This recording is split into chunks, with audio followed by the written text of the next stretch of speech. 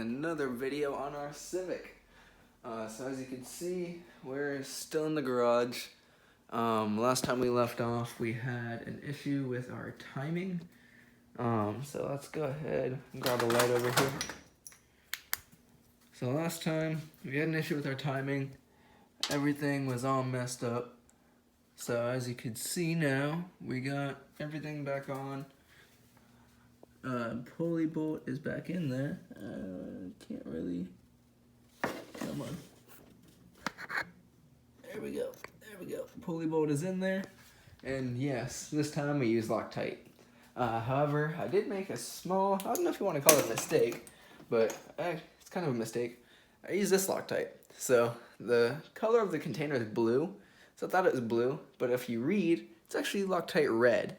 So once I poured it on the boat, I realized it was red, but you know, instead of wiping it off, I just sent it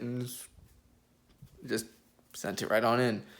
So it's probably not going to come off very easily next time, which is a-okay with me because I don't plan on taking it off next time.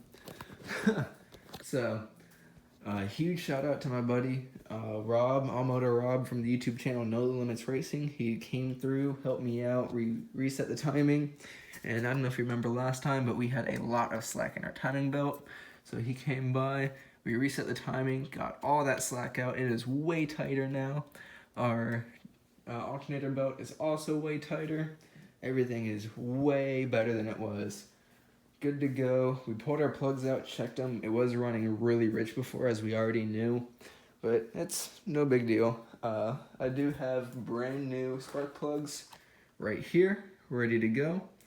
So once we get it over to the dyno, we're going to swap out the spark plugs, throw the brand new ones in there, gap them over to probably, I don't know, 35, 32, something like that, 0.32, 0.35. Once we get to the dyno as well, we have our velocity stack intake that we are going to put on instead of our filter that we have right there. So that's all going to be done at the dyno. We still have our problem with our clutch. So I haven't done that yet. I still do need to go ahead, take the transmission back off, take the pressure plate off, redo the clutch and everything, because it's still not disengaging. So once all that's done, we'll be running, driving, everything's be good to go. I'll be able to put the car in neutral and then put it back into gear. Sorry, I had a hiccup there. And we'll be set. But let me go ahead and start this thing up for you guys. Get back in here. Whoa, got our key. There we go. Put it in neutral. Bang. Starts right on up. As you can see, we have a little bit of a high idle. Just over 1,000 RPMs.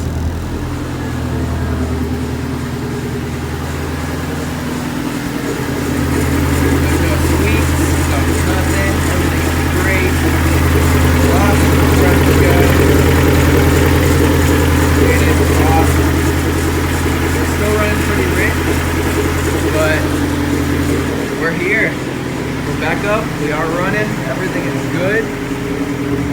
Here we go. Show a little rev for y'all. Way better. Can't wait to get it back up and going. Get some street pulls for you. Get a whole bunch more content coming. Turn this off so we can hear. So, we are back up and running. Everything is healthy, we're good. It's not hurt, thankfully, so even though it jumped timing, I was going slow enough that it didn't hurt anything whenever it did jump. Pretty much what happened is the crank pulley bolt, it did fall off completely, which allowed the little dowel pin keeper to back out, and pretty much the crank gear stayed in place while the crank was still spinning. So that wasn't very fun. It did go probably close to 120 degrees, 180 degrees out, somewhere in that range.